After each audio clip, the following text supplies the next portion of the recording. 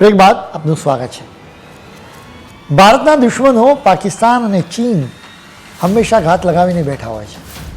એટલા માટે જ ભારતે હંમેશા આવા જોખમોનો સામનો કરવા રેડી રહેવું પડે છે. ઇન્ડિયન આર્મી, નેવી અને એરફોર્સ સતત પોતાના હથિયારો, ડિવાઇસીસ અને સિસ્ટમને અપગ્રેડ કરી રહ્યા છે. આ જ કોશિશમાં ઇન્ડિયન નેવીમાં વિશાખાપટ્ટનમ ખાતે આઈએનએસ અરિગાતની એન્ટ્રી થઈ છે. આઈએનએસ અરિગાત ભારતની બીજી nuclear powered ballistic missile submarine છે. અત્યારે આ સબમરીનની ખૂબ જ ચર્ચા થઈ રહી છે, કેમ કે એ બેલેસ્ટિક મિસાઇલ્સથી સજ્જ છે. આ સબમરીનને છેક 2017માં લોન્ચ કરવામાં આવી હતી. આ સબમરીન વાસ્તવમાં આઈએનએસ અરિહંતનું અપગ્રેડેડ વર્ઝન છે. અરિહંત ભારતની પહેલી ન્યુક્લિયર પાવર્ડ સબમરીન છે, એટલે કે એ વીજળીથી નથી ચાલતી, બલ્કિ ન્યુક્લિયર રિએક્ટરથી અને જનરેટ થતા પાવરથી ચાલે છે. 2022માં એને સફળતાપૂર્વક લોન્ચ કરવામાં આવી હતી. વિશાખાપટ્ટનમમાં ઇન્ડિયન નેવીના શિપ બિલ્ડિંગ સેન્ટરમાં અરિગાત સબમરીનને તૈયાર કરવામાં આવી હતી.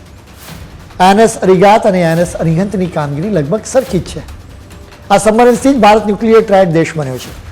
ન્યુક્લિયર ટ્રાયડ એટલે કે જમીન, જળ અને હવા એમ ત્રણેય રીતે ભારત દુશ્મન પર મિસાઇલ્સથી પરમાણુ હુમલો કરી શકે. જમીન પરથી મિસાઇલ દ્વારા પરમાણુ હથિયારોથી હુમલા કરી શકાય છે. પાણીમાંથી સબમરીન દ્વારા અને હવામાં ફાઇટર જેટ્સ દ્વારા પરમાણુ હુમલા કરી શકાય છે. ભારત આવી ક્ષમતા ધરાવતો 6થા નંબરનો દેશ બન્યો છે. આવા દેશોમાં અમેરિકા, રશિયા, બ્રિટન, ફ્રાન્સ અને ચીન સામેલ છે. અરિગાતનું વજન 6000 ટન છે. અરિગાતની પહોળાઈ 11 મીટર જ્યારે લંબાઈ 111.6 મીટર છે. આ સબમરીનનું ઊંડાણ 9.5 મીટર છે. આ સબમરીન 24 નોટ સુધીની મેક્સિમમ સ્પીડમાં તરી શકે છે. આપણે કિલોમીટરની રીતે જોઈએ તો એ પ્રતિ કલાક 44 કિલોમીટરની મેક્સિમમ સ્પીડે તરી શકે છે. ભારતની પાસે અત્યારે 3 પરમાણુ સબમરીન છે. અરિહંત અને અરિગાત બાદ ત્રીજી ન્યુક્લિયર પાવર સબમરીન માટેની કામગીરી પણ પૂર્ણ થવા આવી છે. આ સબમરીનથી દુશ્મન દેશોથી રક્ષણ કરવામાં ભારતને મદદ મળશે. એક રીતે દરિયામાં સુરક્ષા કવચ બન્યું છે. અરિહંતને છેક 2009માં લોન્ચ કરવામાં આવી હતી.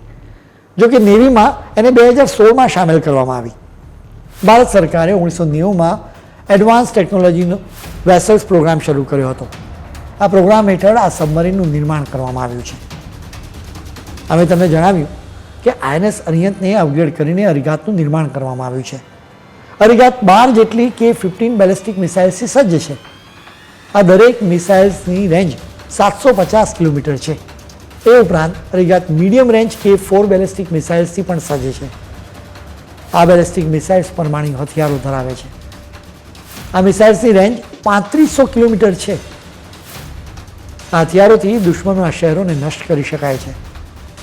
આ સબમરીનમાં અંડર વોટર હથિયાર ટોર્પિડો પણ છે.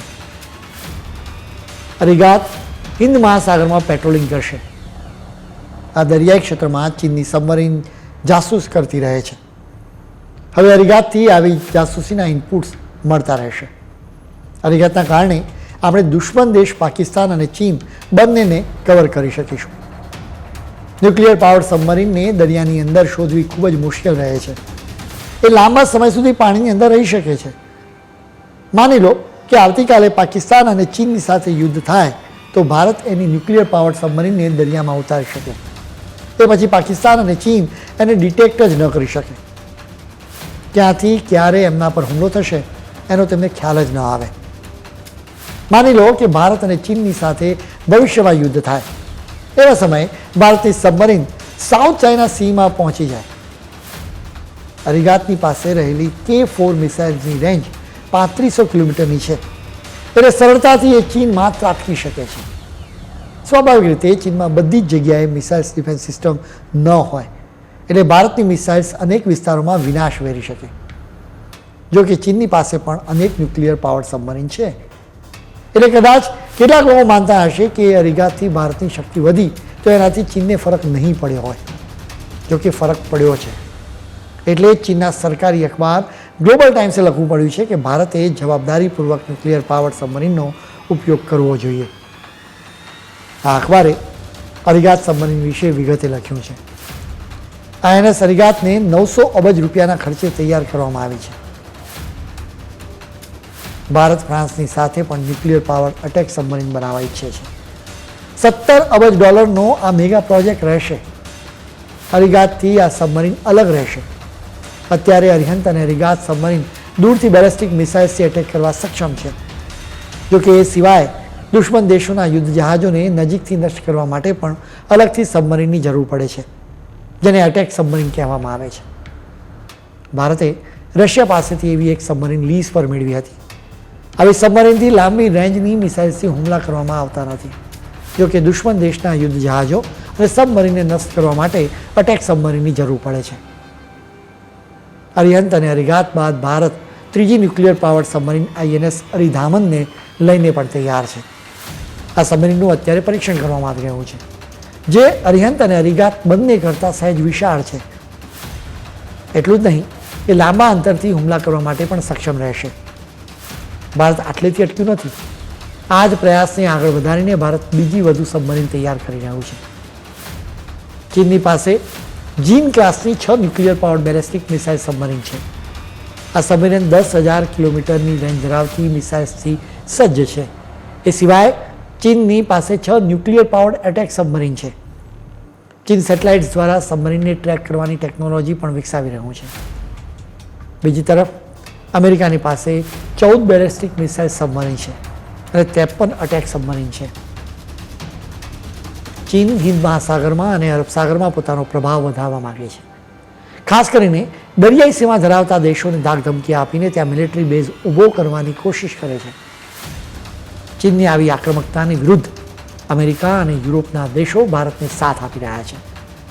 ભારત, ઓસ્ટ્રેલિયા, જાપાન અને અમેરિકાએ ક્વાડ ગ્રુપ પણ રચ્યું છે. વળી સાઉથ ચાઇના સીમાં ફિલિપાઇન્સ સહિત અનેક દેશો ચીનનો મુકાબલો કરવા માટે તૈયારી કરી રહ્યા છે. અમેરિકાએ ઓસ્ટ્રેલિયાને પણ સબમરીન આપી છે.